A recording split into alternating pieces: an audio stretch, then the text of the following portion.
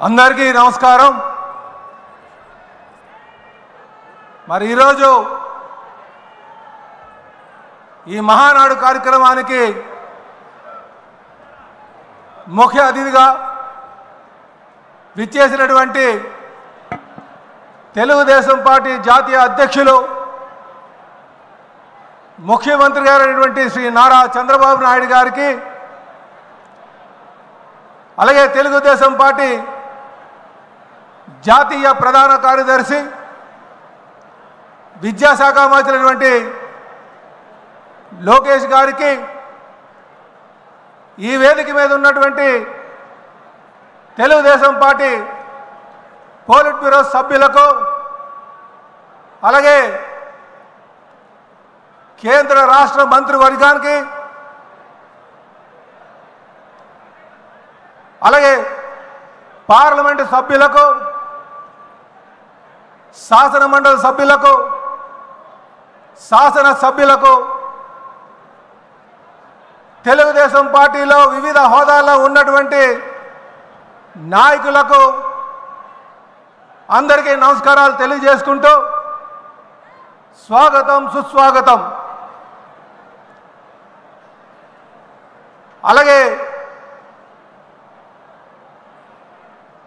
కడప మహానాడు 24-25కి ఈ రాష్ట్ర నలుమూల నుంచి విచ్చేసినటువంటి నాయకులకు స్వాగతం సుస్వాగతం। అలాగే కడపలో ఆతిథ్యం ఇచ్చి సహాయ సహకారాలు అందించినటువంటి కడప తెలుగుదేశం పార్టీ నాయకులకు, కార్యకర్తలకు, కడప జిల్లా ప్రజానికానికి నమస్కారాలు తెలియజేసుకుంటూ స్వాగతం చెప్తున్నాం। అలాగే ప్రపంచవ్యాప్తంగా ఉన్నటువంటి తెలుగు వారికి, అలాగే ఆంధ్ర ప్రజానికానికి నా నమస్కారాలు తెలియజేసుకుంటున్నా। ఈరోజు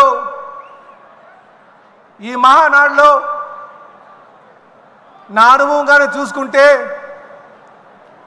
నేను మొట్టమొదటిసారిగా ఒక కార్యకర్తగా మహానాడుకు రావడం జరిగింది। ఆ తర్వాత గాజువాక ప్రజానికం ఆశీర్వాదంతో గాజువాక శాసనసభ్యుడిగా హాజరవడం జరిగింది।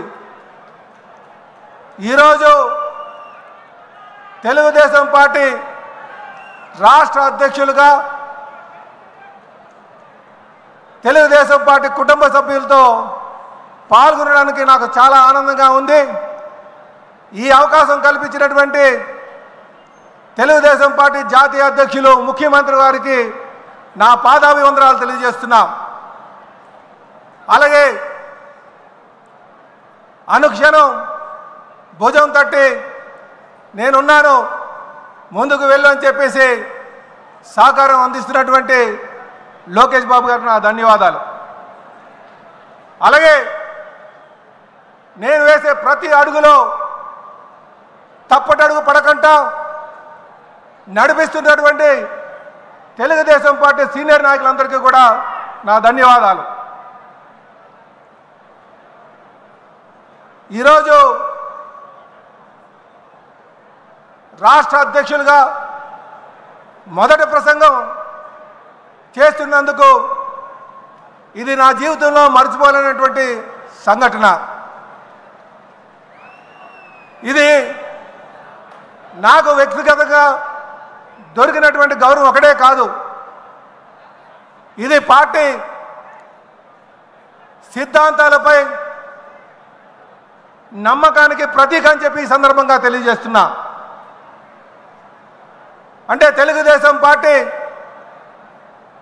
ఎవరైతే పార్టీ సిద్ధాంతాలకు అనుగుణంగా ఉంటారో వారు ఉన్నతమైన స్థాయికి పార్టీలో దక్కుతుందనడానికి ఒక నిదర్శనం అని చెప్పి ఈ సందర్భంగా తెలియజేస్తూ, ఇది నా పూర్వజన్మ సుకృతంగా భావిస్తున్నా। సోదరులారా, కడపలో మహానాడు పెడదామంటే చాలామంది నాయకులు ఎన్నో సందేహాలు చెప్పారు. ఇక్కడికి వస్తే సభను నడపనివ్వరని, ప్రజల సహకారం అందించరని, దౌర్జన్యాలు చేస్తారని ఇలాగ ఎన్నో అపోహలు పెట్టారు. కానీ ఈరోజు ఇక్కడికి వచ్చిన తర్వాత కడప ప్రజలు ఇచ్చినటువంటి సహకారం, తెలుగుదేశం పార్టీ నాయకులు ఇచ్చినటువంటి తోడ్పాటు నిజంగా చాలా అద్భుతం అని చెప్పి ఈ సందర్భంగా తెలియజేస్తున్నాం. ఈరోజు ఈ మహానాడు వేదికగా కడప యొక్క ఖ్యాతిని ప్రపంచ తెలుగు వారికి అందరికీ కూడా ప్రపంచానికే తెలియజేస్తున్నామని చెప్పి ఈ సందర్భంగా తెలియజేస్తున్నాం. ఈరోజు ఈ మహానాడు కోసం మాట్లాడుకుంటే వేడుకలు లేనటువంటి ప్రభుత్వ కీర్తిశేషులు నందమూరి తారక రామారావు గారు తెలుగుదేశం పార్టీ 1982లో స్థాపించి 8 నెలల్లోనే ముఖ్యమంత్రి పదవిని అధిరోహించి 1983 మే 26, 27, 28న విజయవాడలో జరుపుకున్నాం. ఆ రోజు 26, 27 మహాసభలుగా 2 రోజులు జరుపుకున్నాం. 3వ రోజు మహానాడుగా మరి విజయవాడలో సిద్ధార్థ మెడికల్ కాలేజీలో పెట్టుకోవడం జరిగింది. ఆ రోజు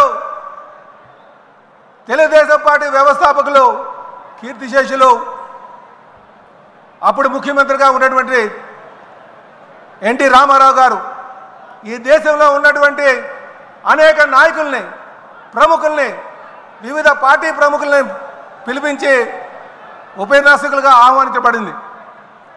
అందులో తమిళనాడు నుంచి రామచంద్రన్ గారు ఉన్నారు, అలాగే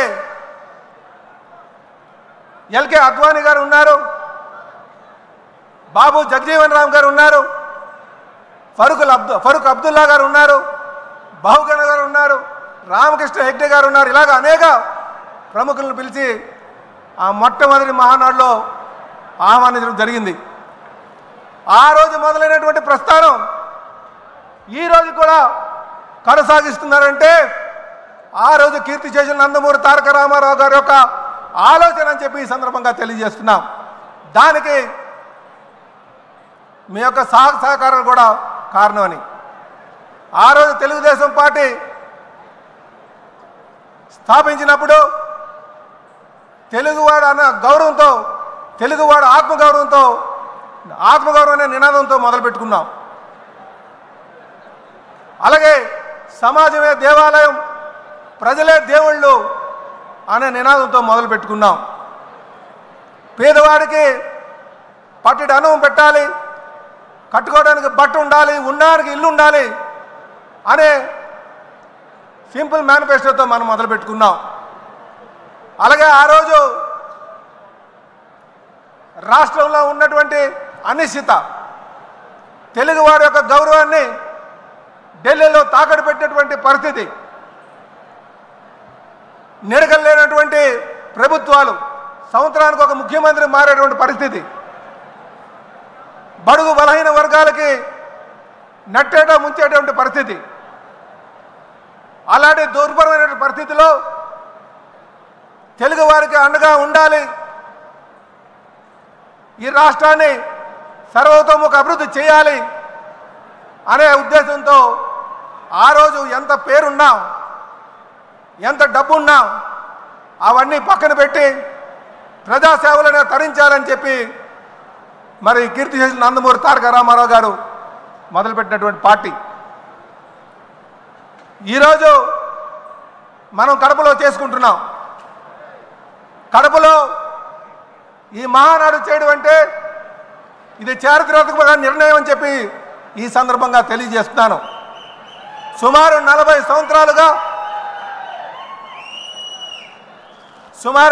సంవత్సరాలుగా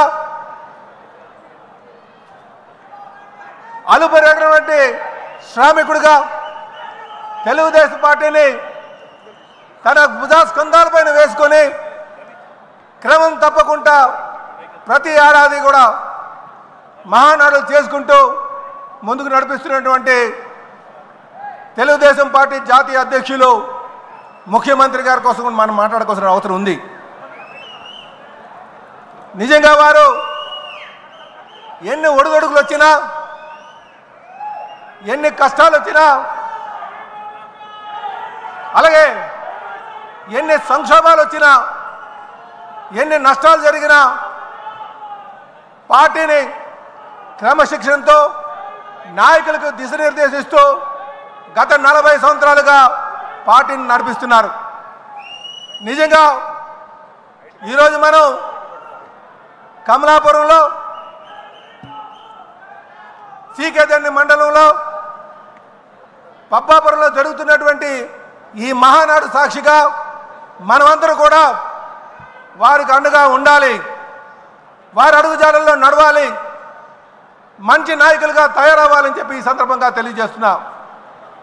వారు నా సారథ్యంలో అనేక సంస్కరణలు తీసుకొచ్చి విజన్ 2020 తీసుకొచ్చి, ఆ రోజు విజన్ 2020 అంటే ఎగతాళి చేశారు. కానీ 2020కి వచ్చిన తర్వాత ఆ విజనరీ లీడర్ యొక్క ఆలోచనలు ప్రపంచం అంతా కూడా గమనించింది. What CBN things today the nation things tomorrow అనే విధంగా వారి ఆలోచనలు ఉంటుందనడానికి విజన్ 2020 నిదర్శనం అని చెప్పి తెలియజేస్తున్నాం. అలాగే ఈరోజు 2047 స్వర్ణాంధ్ర అనే విజన్ తీసుకున్నారు. దానికి మనమందరం కూడా ఆయన అడుగుజాడల్లో నడవాల్సిన అవసరం ఉందని చెప్పి ఈ సందర్భంగా తెలియజేస్తున్నాం. అలాగే ఈరోజు కాలానికి అనుగుణంగా నిర్ణయాలు తీసుకుంటూ యువగలం ద్వారా యువతని పార్టీలోకి తీసుకొచ్చి జవసత్వాలను చేకూర్చినటువంటి లోకేష్ బాబు కోసం మనం మాట్లాడుకోవాల్సిన అవసరం ఉంది. కార్యకర్తలందరికీ అండగా ఉంటూ వారి సంక్షేమాన్ని తీసుకుంటూ వారికి ఏ కష్టం వచ్చినా సరే ఆదుకుంటూ ముందుకెళ్తున్నటువంటి తీరు, అలాగే వారు మనకి రేపు కాబోయే భవిష్యత్ నాయకుడు అని చెప్పి ఈ సందర్భంగా తెలియజేస్తున్నాం. ఏదో ఎన్టీ రామారావు గారు మనవడనో చంద్రబాబు నాయుడు గారు అబ్బాయనో నేను ఈ మాట మాట్లాడలే. నేను క్షుణ్ణంగా దగ్గరుండి ఆయన గమనించాను కనుక ఈ మాట చెప్తున్నా. 2019లో మంగళగిరిలో ఓడిపోయిన తర్వాత అదే నియోజకవర్గాన్ని పట్టు వదలకుండా నడిపించి ఈరోజు రాష్ట్రంలో అత్యధిక మెజారిటీలో 3వ స్థానంలో ఉన్నారంటే ఆయన ఒక నాయకుడుగా పటిమ కనిపిస్తుందని చెప్పి తెలియజేస్తున్నాం. కనుక సోదరులారా, తెలుగుదేశం పార్టీకి అనుభవం ఉన్నటువంటి నాయకత్వం చంద్రబాబు నాయుడు గారి ద్వారా, యువ నాయకత్వం లోకేష్ బాబు ద్వారా, అలాగనే పవిత్రమైనటువంటి ఆలోచనతో పునాదులు వేసినటువంటి పైనుంచి ఆశీర్వాదం అందిస్తున్నటువంటి మరి కీర్తి చేసిన నందమూరి తారక రామారావు గారి యొక్క ఆశీస్సులు ఉన్నాయని ఈ పార్టీకి ఆచంద్రార్కం అని చెప్పి ఈ సందర్భంగా తెలియజేస్తున్నా. ఎందుకు ఆచంద్రార్కం అంటున్నానంటే ఈ మూలాలు పార్టీ యొక్క మూలాలు చూడాలి. ఈ మూలాలు ఒక నీతి నిజాయితీ మీద నిర్మించబడినటువంటి పార్టీ. అలాగే ఇదే సందర్భంగా కార్యకర్తల కోసం మాట్లాడాల్సిన అవసరం ఉంది. నాయకులకు ఏదైనా కష్టం వస్తే మొట్టమొదటిగా చెప్పుకునేది కార్యకర్తలకి, కుటుంబ సభ్యులకి చెప్పుకుంటాం. కానీ వారు వీధుల్లోకి వచ్చేటువంటి పరిస్థితి ఉండదు, అందరినీ చేసేటువంటి పరిస్థితి ఉండదు. కానీ నాయకుడికి అండగా ఉండి మన నాయకుడిని 52 రోజులు నిర్బంధిస్తే ప్రతి ఒక్క నాయకుడు కూడా బయటకు వచ్చి మీ యొక్క సహకారం, మీ యొక్క పోరాటం నిజంగా మరువలేంది. అందుకే ఏ నాయకుడికైనా సరే మీరు అందించేటువంటి సహాయ సహకారాలే, మీ యొక్క తోడ్పాటే చాలా ముఖ్యం అని చెప్పి తెలియజేస్తున్నాను. ఆ రోజు మన నాయకుడిని అన్యాయంగా నిర్బంధించినప్పుడు మీరు చూపించినటువంటి చొరవకి మీ అందరికీ కూడా చేతులెట్టి నమస్కరిస్తున్నాను. అలాగే మనం ఈరోజు ఈ మహానాడు ద్వారా ఇదేదో కేవలం సభ కాదు, ఈ సభ ద్వారా ఈ రాష్ట్రానికి దశ దిశ నిర్దేశించేటువంటి తీర్మానాలు చేయబోతున్నాం.